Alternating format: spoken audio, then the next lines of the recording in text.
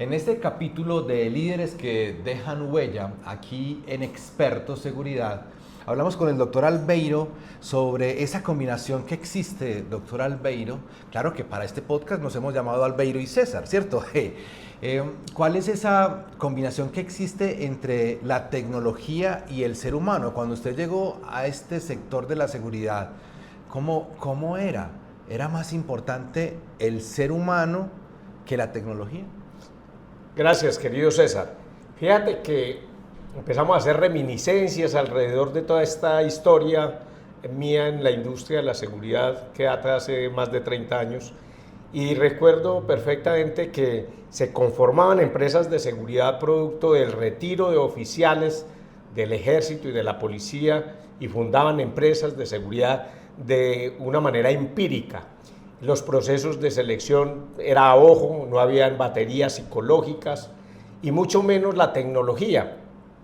Yo recuerdo que cuando se iba a instalar un servicio, las convocatorias eran masivas, no habían procesos de selección objetivos alrededor de pruebas psicológicas y demás. Y por el contrario, lo que se hacía era buscar el reservista sin identificar esas competencias del ser, del saber hacer, que son tan importantes hoy día de cara a las competencias organizacionales que hemos adoptado en el transcurrir del tiempo.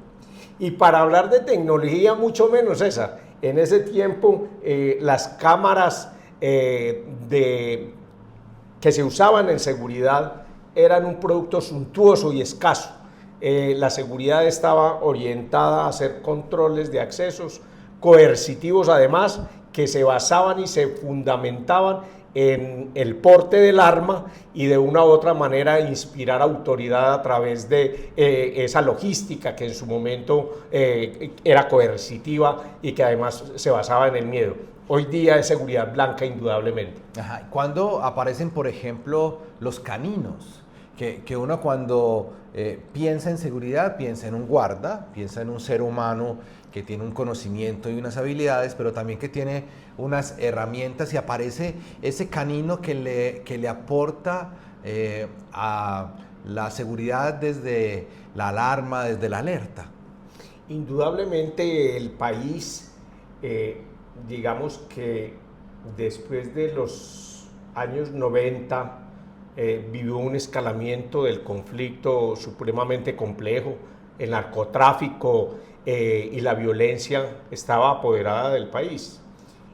Surgen esas modalidades de inspección de explosivos a través de caninos y se fue fortaleciendo, pero indudablemente en el año 94 hay un antes y después para la industria de la seguridad en Colombia. Y empiezan a formalizarse las técnicas de caninos en tres áreas: el área de defensa controlada, el área de narcóticos y el área de explosivos.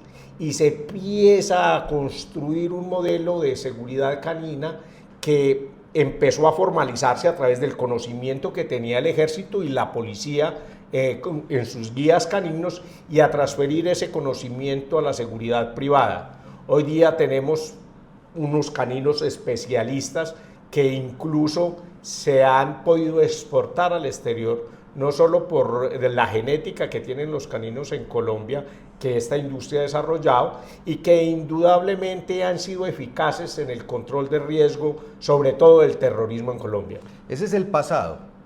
Los guardas solos, la tecnología que todavía no había evolucionado, apenas la incorporación de los caninos. Pero si nos vamos al hoy, al presente, la inteligencia artificial cambia todo. E incluso cuando yo veo arpía, incluso veo que al final es la IA, la inteligencia artificial, Albeiro, cambió la seguridad, no solamente en Colombia, sino en el mundo. Sí, indudablemente. Yo quisiera hacer una línea de tiempo alrededor de esos momentos históricos que ha habido en la seguridad. Yo pensaría que alrededor del año 97-98 la tecnología empieza a incorporarse de una manera significativa en la vigilancia, y entonces vendían los kits de 4 camaritas con un monitorcito que se colocaba en portería, y fue avanzando progresivamente. Tú lo acabas de decir. A pesar de que se han hecho avances tecnológicos muy poderosos, digámoslo así, hace unos 3 años empezó a tomar auge la analítica de video. Y yo creo que eso es un antes y un después, como en ese momento histórico del año 98 que le refiero.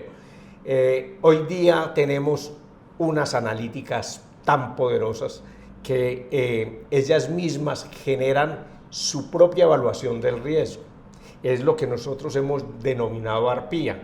Pero arpía, ¿por qué? Porque a través de un SOAR recogemos esos estímulos electrónicos de esas analíticas de video y las procesamos con unos factores de riesgo que nos permiten inferir si hay un riesgo inminente. Eso significa como más o menos aproximarnos a automatizar las centrales de operaciones o de monitoreo. Y es ahí donde empezamos a darle un soporte de automatización a los operadores de monitoreo y a los guardas de seguridad, porque hemos clasificado unas capas de seguridad alrededor del espacio, del tiempo, de la conducta y el contexto.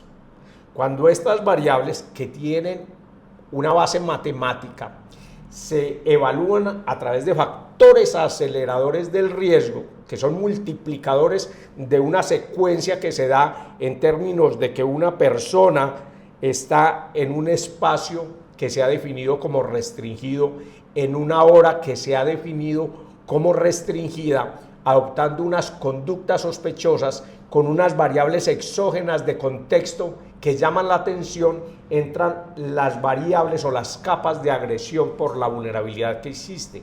Y es ahí eso donde dispara unas alarmas que demandan intervención automática del humano. ¿Cierto? Esto es un modelo de otro nivel de la seguridad. Es la seguridad en otro nivel tecnológico. ¿Y eso cómo se traduce para ese empresario que nos esté viendo del centro comercial, de la bodega, de la empresa, simplemente de su sector productivo? ¿Eso cómo se traduce? ¿Cómo va a beneficiar a ese empresario? Fíjate, César, que estamos viviendo, para nadie es desconocido, un momento histórico en términos del salario mínimo en Colombia.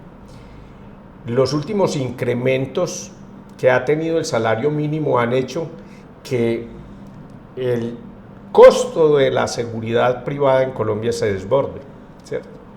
Entonces podríamos partir de varios beneficios, no es uno solo, porque en términos del costo, la tecnología siempre nos va a orientar a reducir en el tiempo esos costos adyacentes que tiene la seguridad privada. Pero adicionalmente nos va a permitir una cobertura de mayor significancia, porque al yo dispersar cámaras con analíticas de diferentes características, lo que hago es tener una cobertura alrededor del 95% de las locaciones. Puedo llegar de una manera, digamos, expedita a cada uno de los puntos ciegos que tiene una locación. Y eso me va a permitir optimizar los costos hasta en un 30%. Y pueda que tenga una inversión inicial importante, pero en el tiempo el recurrente de la vigilancia tradicional empieza a disminuir, y es ahí donde ese empresario empieza a percibir una economía de escala alrededor de la seguridad. O sea, menos costos, más cobertura y tal vez una reacción más inmediata y predictiva. Por supuesto. Ajá. Ahí es donde empezamos a hablar de una manera profunda del modelo arpía. Hemos considerado siempre la seguridad dentro de un contexto preventivo, donde implementamos unas medidas de seguridad basados en unos análisis de riesgo, ¿cierto? Con base en esos criterios, preveemos en prospectiva de que estamos minimizando la materialización del riesgo. No obstante eso, lo que hace es que siempre vayamos a recurrir o al análisis retrospectivo del evento sucedido, o indudablemente a hacer imaginarios de lo que pueda suceder. Lo que trasciende en este otro nivel de la seguridad es que el sistema por sí mismo va detectando lo que te decía, el comportamiento humano, incluso en espacios con altos flujos de personas, pero adicionalmente puedo segmentar áreas de objetivos protegidos que tiene la importancia para efectos de la seguridad con una base determinada de riesgo, y ahí es donde esa combinación de factores se vuelven prácticamente automáticos. Me permite entonces anticiparme al riesgo, reaccionar oportunamente, hacer modelos y patrones predictivos con inteligencia artificial que lo que me permiten es minimizar y empujar el riesgo a cero. Eso no obsta para que ocurran eventos. Sin embargo, esa capacidad de reacción con esos patrones predictivos pues me van a llevar a anticiparme a la materialización del riesgo. Este podcast ha tenido mucho éxito y hemos estado viendo cómo los empresarios y los interesados en el tema de seguridad empiezan a observarlo en las diferentes plataformas de expertos seguridad. Última pregunta, ¿por qué un empresario debe confiar en expertos? Fíjate, César, que en los últimos 14 años hemos revolucionado el concepto de seguridad en Colombia. Y me atrevo a decirlo sin lugar a dudas porque empezamos a transformar ese modelo empírico que se basaba en la compilación y la trazabilidad alrededor de agendas, de minutas de seguridad, y empezamos a desarrollar software. El software orientado ¿a qué? Primero, a controlar accesos, luego a controlar parqueaderos, entrenando ya inteligencia artificial. Luego empezamos a conformar unos modelos que nos permitieran indudablemente controlar la fuerza de seguridad. Hoy día tenemos unos procesos finos alrededor de la data y del registro y de la trazabilidad, de la supervisión, de la fuerza de vigilancia, de los controles de acceso, de los controles de parqueadero, y todo eso con base en herramientas de base tecnológica. En este último periodo hemos incorporado ARPIA, y ARPIA es lo que te mencionaba, anticipación con reacción y predicción con inteligencia artificial. Entonces la seguridad empieza a llegar a otro nivel, no solo desde ese modelo prospectivo de imaginarme escenarios futuros que controlo en el presente, sino adicionalmente empezar a tener una data y una trazabilidad en tiempo real que me permite tomar las decisiones más adecuadas para optimizar los recursos que le he asignado a la seguridad y para prever eventos inseguros en el tiempo. La importancia de la confianza. Por eso, un empresario debe creer en expertos de seguridad. Mil gracias. Y en el próximo capítulo lo invito a que hablemos de los sueños, de la realidad aumentada, de la tecnología, de lo que viene en el 2030, en el 2050 sobre la seguridad. ¿Me acepta esa invitación? Claro que sí, querido César, siempre Muy bien. contigo. Aquí estamos en Líderes que dejan huella.